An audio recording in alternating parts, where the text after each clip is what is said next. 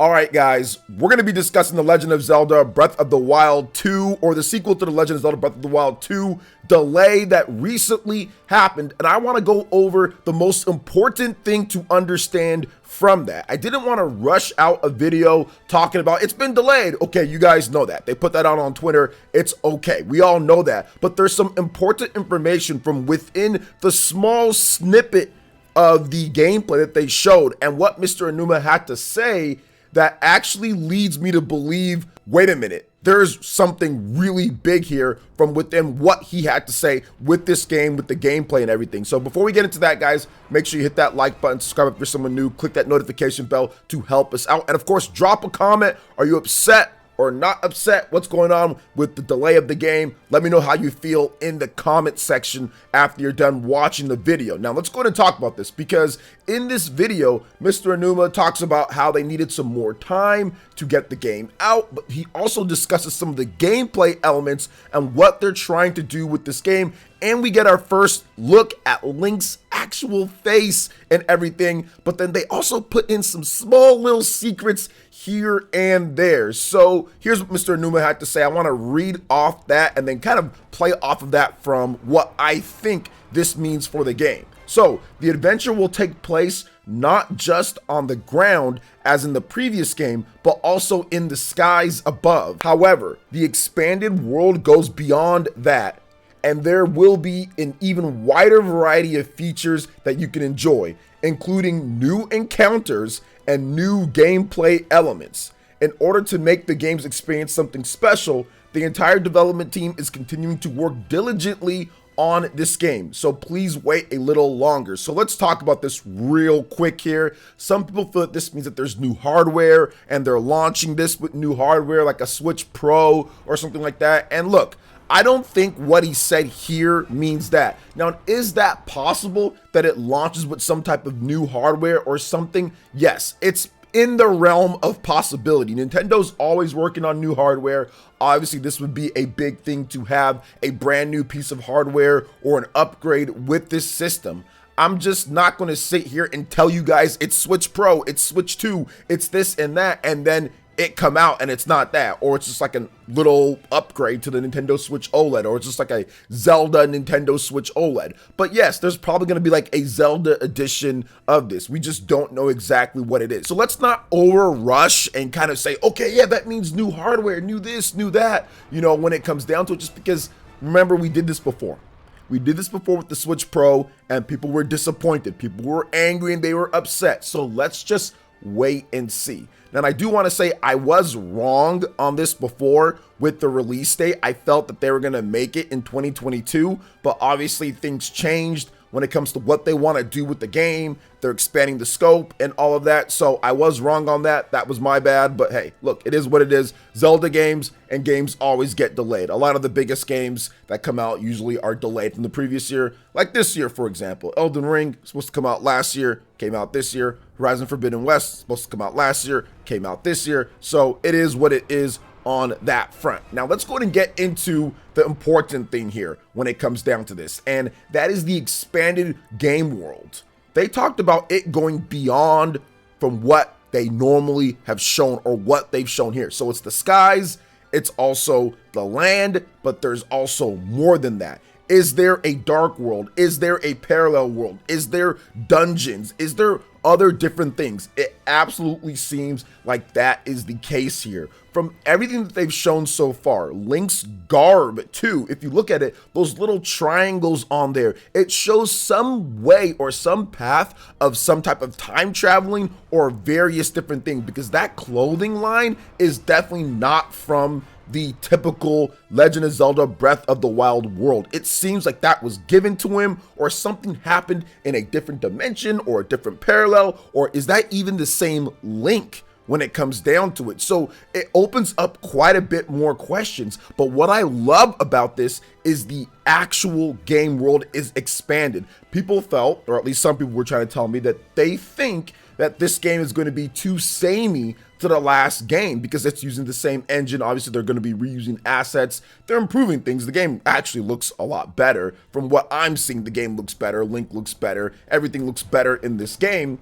but they're expanding upon that. So that's the most important thing, that it's not going to just be a carbon copy of The Legend of Zelda Breath of the Wild. They're obviously taking things to the next level here with the sky and the ground and also other things. An expanded world that goes beyond that. Those were his words exactly. So I'm guessing there's going to be a lot more elements to this one. I'm guessing there's going to be traditional dungeons. I'm guessing there's going to be some type of parallel world or other type of world that you can go to. I'm guessing there even might be some underwater or other things that you can do as well when it comes to dungeons or something like that. Is that the second coming of the water temple from Ocarina of Time? So I'm guessing that there is a lot more in this game that Nintendo is leading to believe here.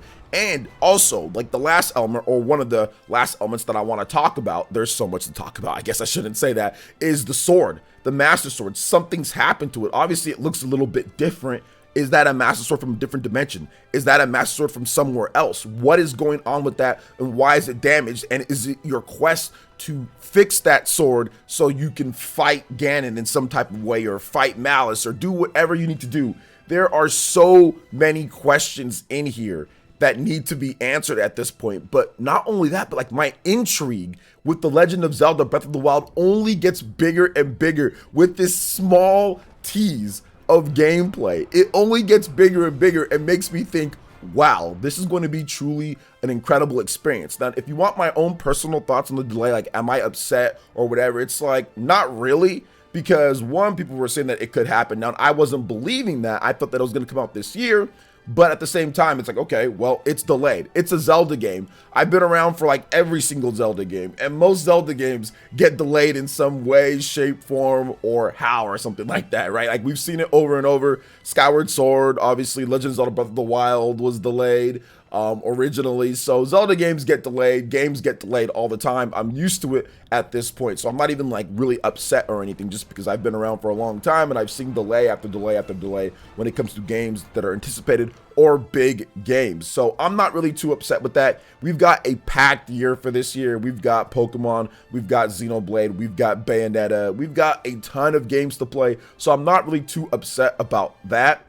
But I do feel that this delay could push the game to even a higher tier, higher status. I think that this delay could make things even better, more polished. There could be so many more things that they add into it that make it a better experience at the launch of the game than what they did before with Legend of Zelda Breath of the Wild. I think that, hey, instead of having this many bugs in the game or this many issues in the game, it'll be cut down to almost none with that extra time and them not having to rush out to get the game out in December probably, or something like that, right? So if you delay it to spring, maybe like a March release date, maybe you give it the anniversary of the Nintendo Switch and the Legend of Zelda Breath of the Wild 1 coming out. Maybe you give it a March 3rd when it comes down to it in 2023. I think that'd be kind of cool, right? So you give it that, and it launches in a very huge and big state. And I think that that could create an experience that people really just feel is more memorable than rushing it out and having it with all these other different games that are coming out. Because I think that if you wait till spring 2023, it's probably going to be like the only game that comes out in that time period when it comes to big games, right? If you remember Legend of Zelda Breath of the Wild 1, they launched it, and the launch lineup for the Nintendo Switch wasn't very like robust. There was a lot of variety when it comes to different styles of games, but it wasn't like, it was like, oh man, you got all these big hitters left and right. It was literally Legend of Zelda Breath of the Wild, and like that was it. People had like Bomberman. There wasn't like 1-2 Switch. I mean, there wasn't much when it comes down to it, you know? So I'm guessing that if it's launching, or not even if, they say that it's launching in spring 2023, they're going to pretty much clear the calendar and maybe have a game in January. Maybe there's like one game here or there, but then really let that spring be Breath of the Wild time. So